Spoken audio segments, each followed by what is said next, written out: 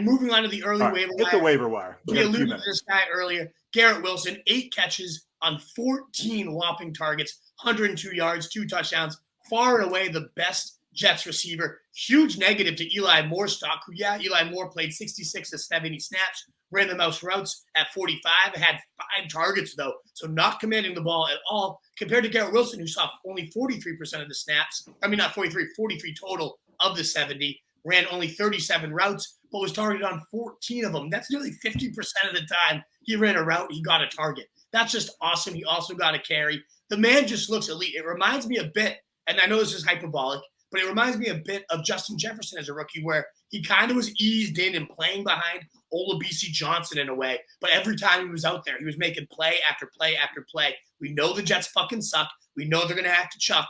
And it seems to me like Garrett Wilson is the guy that his quarterback loves. It's just a matter of how long is Wilson out, Zach Wilson, that is, because ultimately I think that everybody here is better with Flacco, and that's a scary, sad thing to say. But to me, Garrett Wilson is the clear-cut number 1 waiver wire pickup, unless Jahan Dotson's still lingering out there. And it's safe to bring your mom around Flacco, too.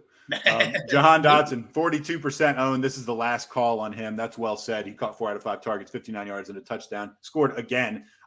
So, if this guy's still around, you got to pick him up because he's not going to be in a week. Like, the 3 touchdowns, 2 games. Wentz slinging the ball like crazy. And I mean, literally crazy, because it's a lot of volume, but a lot of the passes aren't that good. But you gotta jump on him now if you can. 100%. And he's getting the crucial crunch time throws from Carson Wentz for big scores, for 2-point conversions. Like, it's clear this guy really trusts Wentz, and all he does is Wentz really trusts him, rather. And all he does is make plays and succeed. So still back-to-back games with only 5 targets, but he just continues to maximize what he does. I think that work will only continue to go up and up and up the more he continues to thrive. His teammate, Logan Thomas, 5 targets, 3 catches, 37 and a touchdown. It's looking like the guy that, just a couple steps slower than the guy that 2 years ago was a top 5 tight end not too long, and the role is still just as good. He went a huge snap increase after playing right around 45% of the snaps, was in on nearly 70% of the snaps this week, running most of the routes, looking pretty solid.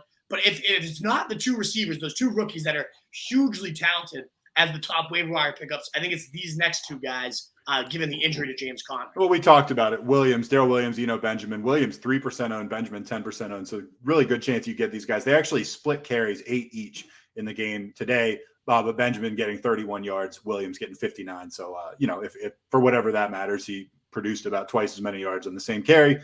I've always been a Williams fan. So if I had my choice, I'm picking up Williams.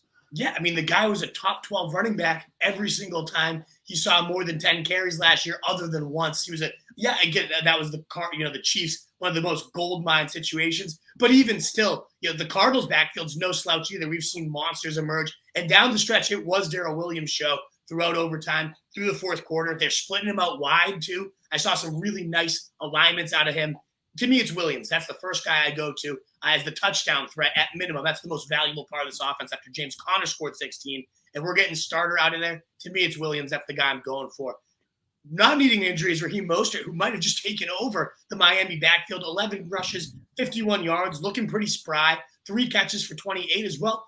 Again, not blowing the doors off, but at 43% rostered right now. He's out there in most leagues. And we talked at the top how he saw 35 snaps compared to 32 for Chase Edmonds, saw 3 of the short yardage works compared to 2 for Chase Edmonds, and all the goal line work went to Raheem Mostert. So touchdowns will come. Clearly, this offense has the ability to put up points after points after points. The back in there, I don't know who it is. It's kind of annoying. It's kind of muddy, but it's definitely worth owning Mostert at this point to see how this all unfolds. Mark Ingram's 30% owned. He rushed 10 times for 60 yards, and Alvin Kamara, who I started, absence. I was not around a TV or anything. Didn't know Kamara wasn't playing. Had him plugged.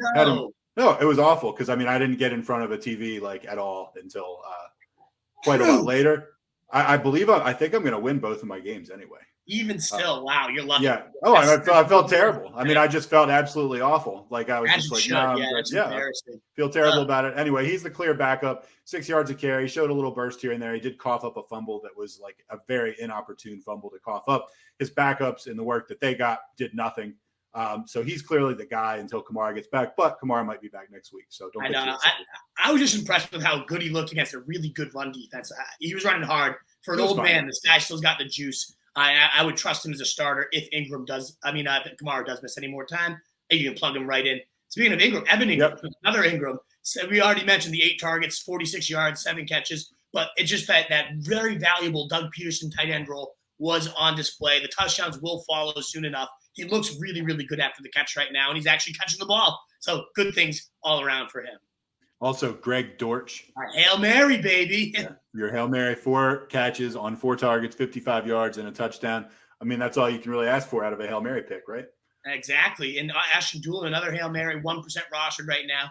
If Pittman does miss time, and he was ruled out early, he seems Doolin to be the number one, the one that actually produced, not shitty-ass loser Paris Campbell. 5 catches for 79 yards on 7 targets for Ashton Doolin. Got the job done. And that kind of wraps up our waiver wire and overall Sunday show here. What is up, you fantasy wolf? Thanks so much for tuning in. If you haven't already, share your thoughts in the comments, check out some more videos, and join the newest Wolfpack by subscribing below.